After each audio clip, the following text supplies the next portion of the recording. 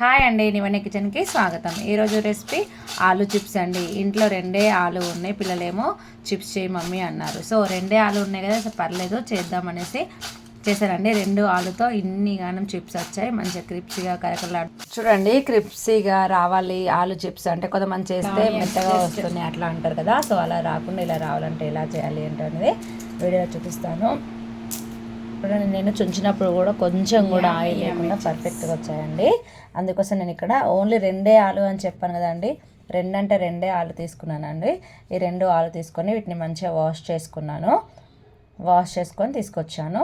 వీటిని మనం పొట్టు తీసుకోవాలి, పీల్ ఆఫ్ చేసుకోవాలి. తెలుసు కదా మీ అందరికీ, ఆలు చిప్స్ చేసుకోవాలంటే ఖచ్చితంగా పీల్ ఆఫ్ అయితే చేసేసుకోవాలి. చేసుకొని పక్కన పెట్టుకోవాలి. నేను 2 ఎట్ టైం చేయలేదండి పీల్ ఆఫ్, ఎందుకంటే ఇవి త్వరగా కలర్ మారిపోతాయి కదా మీకు ఆలు. సో వాటర్లో వేసి ఉంచితే ఎలా వస్తాయో మరి నాకు డౌట్ వచ్చింది. అందుకని వాటర్లో వేయకుండా నా టెక్నిక్లో నేను ఎప్పుడైనా ఇలానే చేస్తాను. సో ఒకటి ఫస్ట్ తొక్క తీసేసుకొని దాన్ని ఇలా నేను ఈ చిప్స్ గ్రేటర్ ఉంటుంది కదండి, దాంతో గ్రేట్ చేసుకుంటున్నాను. అయితే ఇది గ్రేట్ చేసుకుంటే కూడా ఒకేసారి మొత్తం చేసి పెట్టుకోకుండా నేను ఇక్కడ కొద్దిగా చేసుకుంటూ ఫ్రై చేసుకున్నానండి. ఇలా చేయడం వల్ల ఏంటంటే ఆయిల్ అనేది ఎక్కడా లేకుండా పర్ఫెక్ట్గా వస్తాయండి. ఇది మంచి టిప్ అనుకోవచ్చు. చూడండి, ఎంత పలుచగా వీలైతే అంత పలుచగా చేసుకొని పక్కన పెట్టుకోండి.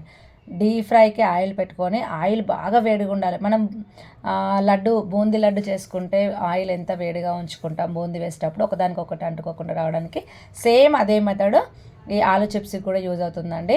ఆయిల్ బాగా వేడయ్యాకనే వేయాలి. ఆయిల్ కాస్త చల్లగా ఉన్నప్పుడు వేస్తే ఒకదానికొకటి అంటుకొని మెత్తగా వచ్చేస్తాయి. సో ఆయిల్ వేడిగా ఉన్నప్పుడు మీరు ఇలా వేయండి. 2 వైపులా టర్న్ చేసుకొని కాల్చుకోవడం కూడా చాలా ఈజీ, చాలా ఫాస్ట్గా అయిపోతుందండి. కాకపోతే ఈ టిప్ మాత్రం ఖచ్చితంగా ఫాలో అవ్వండి, లేదంటే మెత్తగా వస్తాయి. సో బాగా పర్ఫెక్ట్గా ఆయిల్ వేడి అయిన తర్వాతనే వెళ్ళండి. చూడండి, మళ్ళీ ఇంకొక వాయి కూడా వేసుకుంటున్నాను. ఇది నేను ఒకసారి తురుముకున్నదే వేసుకుంటున్నాను. ఒకటే ఆలుతో చేశాను.